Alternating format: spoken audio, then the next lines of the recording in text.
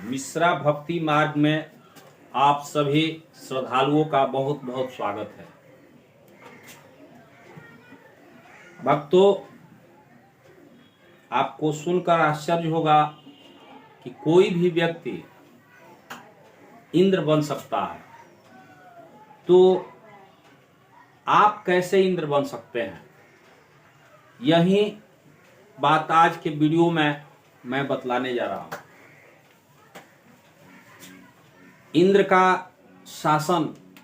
का शासन कितना दिन का होता है, इंद्र मौत के बाद किस योनि में जाता है।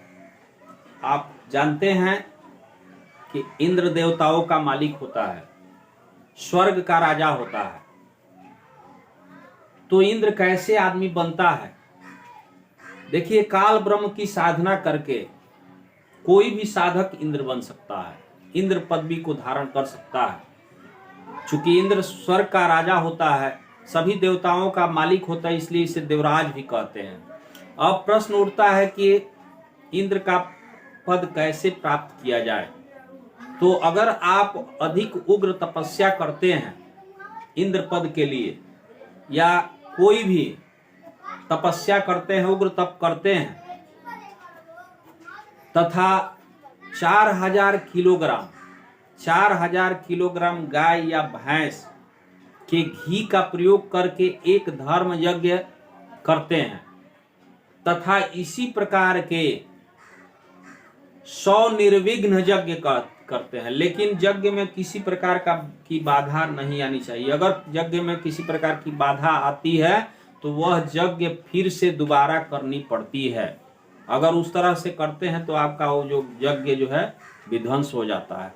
तो जब इस तरह का 100 यज्ञ पूरा हो जाता है तो वह व्यक्ति इंद्र पद को प्राप्त कर लेता है।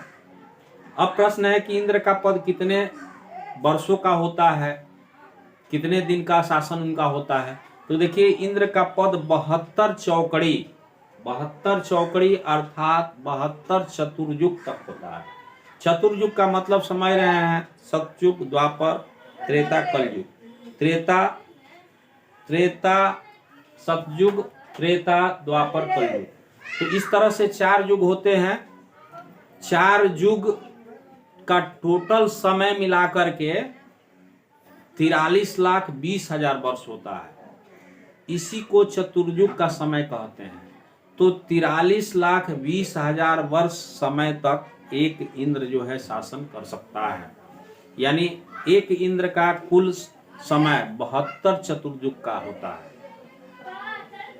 ब्रह्मा जी का एक दिन एक कल्प के बराबर होता है। ब्रह्मा जी का एक दिन एक कल्प के बराबर हो। एक कल्प का मतलब क्या होता है? एक कल्प का मतलब होता है 1008 चतुर्युग।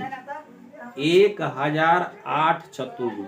तो अब उसमें गुणा कर दिए। एक चतुर्युग में 43,20,000 है, तो 1008 चतुर्युग में कितना वर्ष होगा ये आप गुणा करके जान सकते हैं।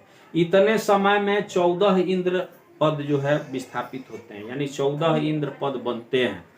तो अगर बीच में जो है कोई दूसरा व्यक्ति उससे अधिक उग्र तप करके आ जाता है तो उसको इंद्र पद प्राप्त हो जाता है। अगर इंद्र की मृत्यु हो जाती है तो इंद्र जो है गधा योनि को प्राप्त करता है, ये निश्चित होता है।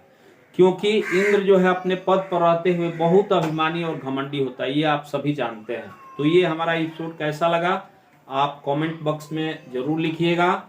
चैनल से नया जुड़ रहे हैं तो चैनल को सब्सक्राइब कीजिएगा, वीडियो को लाइक और शेयर जरूर कीजिएगा।